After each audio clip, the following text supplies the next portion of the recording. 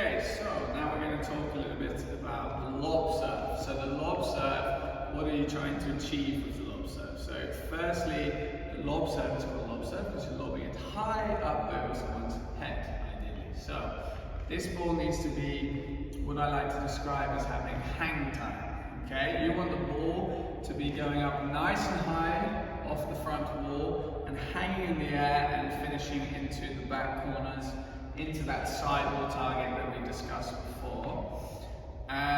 This can be a very tricky serve for opponents to receive. That ball hanging in the air for a long time can cause maybe a little bit of nervousness. You need a lot of control yourself if you're going to return that serve effectively and well. So how do we achieve this? So firstly, if you're playing a ball high on the front wall, you have to take into consideration the pace. So we're not going to be hitting the ball really hard like we did with the driving serve, because if you hit the ball high and hard, guess what? It's going to go out, okay? So your target on the front wall will be very high up on that front wall. Please take into account your home court and how high the ceiling is. Obviously the higher ceiling, the more space you have to get even more hang time and height.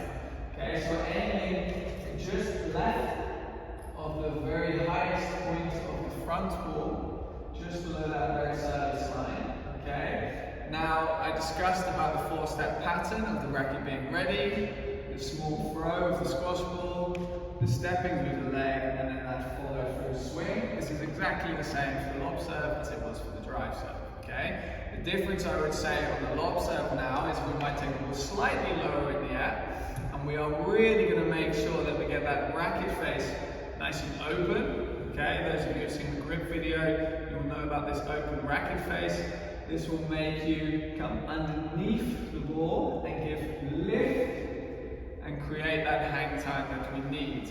You might even want to slightly soften in the hips or bend slightly lower in the legs there to get more stability, but also to help you get underneath the ball. Okay, so let's have a look at the demonstration of the lob serve now. I'm going to start again, slightly forwards in my service box, keep my feet roughly together so that I can step forwards and get that momentum. But this time I'm going to slightly drop my racket head down more, probably, like I said, playing the ball around waist height, and getting that nice, decent loft of the ball onto the front wall. So, racket back, throw, step,